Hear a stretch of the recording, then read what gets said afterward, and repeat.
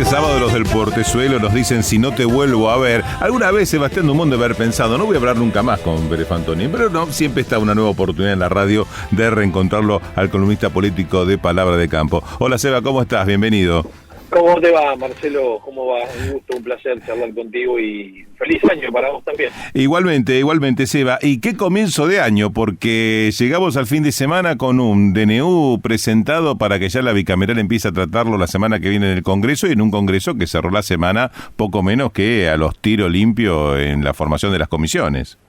Sí, agitadísimo final del año, agitadísimo comienzo. Te diría que extremadamente agitado el inicio del gobierno de Javier Milei. Yo observo además una aceleración inusual, más allá del cambio de aire, de lo que implica la llegada de un nuevo gobierno que, como siempre sucede, quiere rápidamente mostrar su impronta, sobre todo cuando es un gobierno nuevo y de características en principio muy disímiles al gobierno que terminó el 10 de diciembre. El tratar de mostrar una impronta lo más velozmente posible, pero hay me da la sensación, una aceleración en todos los sentidos de la política, tanto del propio presidente, que ha decidido avanzar sostenidamente en su idea, primero con el decreto de necesidad y urgencia, después con el envío en sesiones extraordinarias de esta ley ómnibus, que ya empieza a tener primero el decreto y después la ley, contratiempos, discusiones muy fuertes. En el caso del DNU ya hay intervención de la justicia en el fuero laboral primero y en el fuero contencioso administrativo, y también el proyecto que recién empieza a ver cómo se tratan las comisiones que se están terminando de armar o que se han terminado de armar en esta semana que concluye. Observa también ha tenido que dar marcha atrás en algunos aspectos. Quizá lo más notorio, lo más visible ha sido la ley de pesca o la reforma sobre cómo se puede comercializar la riqueza en nuestros mares. Bueno, hay toda una aceleración, digo, porque por un lado el presidente, avanza y arranca, y del otro lado, ya vimos, ¿no? La semana pasada la CGT convocando un paro, la reaparición de Sergio Massa reuniéndose con la CGT, analizando y evaluando, la aparición, no directamente de Massa, pero sí de muchos dirigentes vinculados a Massa o al peronismo, diciendo lo nuestro no, ojo que lo nuestro no es la campaña del miedo, cuando decíamos que los precios iban a irse, por ejemplo, a 800 pesos el litro de nafta si ganaba Javier Milei, o que el transporte iba a aumentar el doble o el triple. Es decir, estamos casi transitando en menos de un mes del gobierno de Javier Milei como si ya nos estuviéramos metiendo, si querés, en un clima de campaña electoral a los primeros 2 años. Entonces, me parece que esto hay que mirarlo con mucho detenimiento. Sí, vos sos un avesado analista, tenés mucha experiencia, has pasado por varias etapas, bueno, como me ocurre a mí también, y una de las cuestiones que me llamó la atención, y imagino que a vos también, es cierta contradicción también en el gobierno, porque por un lado aparece un Guillermo Francos que intenta poner cierta moderación al recibir a Ignacio Torres y a Guillermo Montenegro, el intendente general de Pueyrredón, y el gobernador de Chubut, para explicarles la preocupación que ellos tienen por la modificación a la ley de pesca y cómo los afectaría, además de recibir los reclamos de los distintos sectores. Y por otro lado tenés a Patricia Bullrich, que además del protocolo sale a criticar, por ejemplo, a la justicia laboral, que motivó que la propia Asociación de Magistrados saque un comunicado como para de algún modo ponerle un freno a Patricia Bullrich. Entonces, en un gobierno que da la sensación que tiene que construir también desde la política algunos acuerdos para poder avanzar con las reformas que pretende imponer, da la sensación de que no hay demasiada cohesión en cuanto a la idea y a la dirección política. Bueno, porque es un gobierno que no se construyó desde el punto de vista de la política tradicional, ¿no?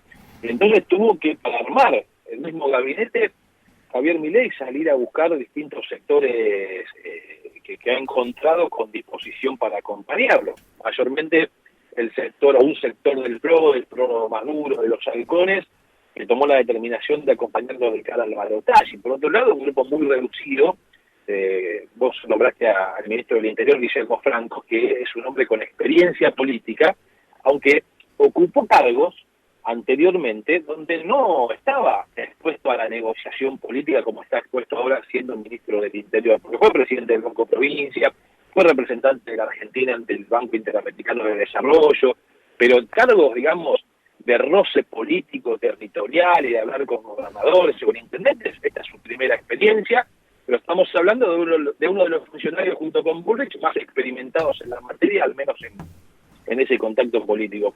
Pero hay algo, Marcelo, que no hay que perder de vista, y me parece que el gobierno, por momentos, parece perder de vista, y es que en la Argentina, la conformación institucional, como está dado en este momento, sea Cámara de Diputados, Cámara de Senadores, presencia territorial en las provincias e incluso en las intendencias, se resolvió el 22 de octubre y no el 19 de noviembre.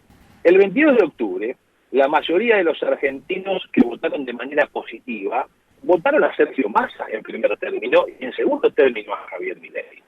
Y eso fue lo que dio la conformación de la representación institucional en la Argentina. Entonces, hay que, me parece, mirar ese mosaico político para entender qué es lo que está pasando en el Congreso y por qué no va a ser tan fácil para el presidente poder amalgamar su propuesta y avanzar sin conversaciones o sin charlas y sin negociación. Me parece que si no sucede eso, va a estar en serios problemas Javier Milei. Y después hay un ala del gobierno mismo que dice, bueno, pero en realidad nosotros lo votó el 56% de los argentinos en el balotaje. Es cierto, pero yo le pondría un asterisco a eso, porque si bien hay muchos argentinos que votaron a Javier Milei, el 56%, esos mismos argentinos, un porcentaje muy notorio, no lo había escogido ni en primera opción ni en segunda opción. Entonces, guarda con creer que hay un cheque en blanco para avanzar de la manera que se le dé la gana al presidente a alguno de sus funcionarios, porque la conformación institucional de la Argentina fue dada el 22 de octubre y en esa conformación Milei no fue la fuerza política más votada. Hay un tema, es muy interesante ese análisis que hace Sebastián, porque justamente fue el planteo que se hizo durante la semana en la conformación de comisiones, puntualmente el jueves, cuando se desplazó a Unión por la Patria de las vicepresidencias primeras de comisiones estratégicas como la de presupuesto o la de asuntos constitucionales. El propio Germán Martínez, también Paula Penaca, fueron los que más rápidamente alzaron la voz respecto de esto, pero me engancho en esta cuestión porque vos hablás justamente de ese porcentaje del 22 de octubre y a esto que vos señalás de los que dicen ganamos con el 56, también es cierto que esa fuerza más votada, que fue con casi el 37%, Sergio Massa en primera vuelta, llegó al 44% en el balotaje, con lo cual también tuvo una adhesión Sergio Massa, que da esa representatividad. Y acá me quiero meter en algo que vos señalabas en el comienzo, que es la convocatoria al paro y movilización de la CGT con una clase media que va a llegar al 24% con un montón de facturas acumuladas que probablemente no pueda haber pagado. ¿Cuánto puede influir ese malestar de la clase media en esa convocatoria de la CGT?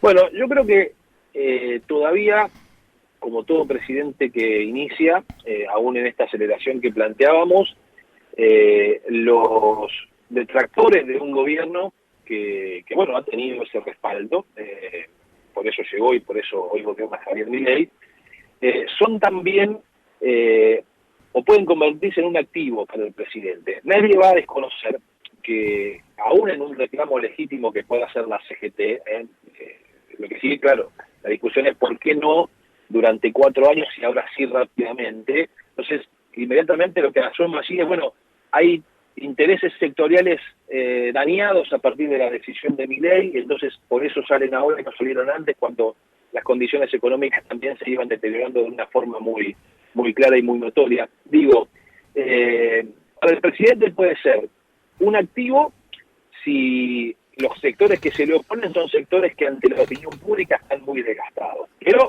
sí, cuidado, porque si hay una organización detrás de una movilización o una marcha de la CGT que va más allá de la CGT y que empieza a interpelar un descontento también muy acelerado, la política, entre comillas, tradicional, no tarda mucho tiempo en organizarse y en encontrar vectores para después canalizar esas protestas, ¿no?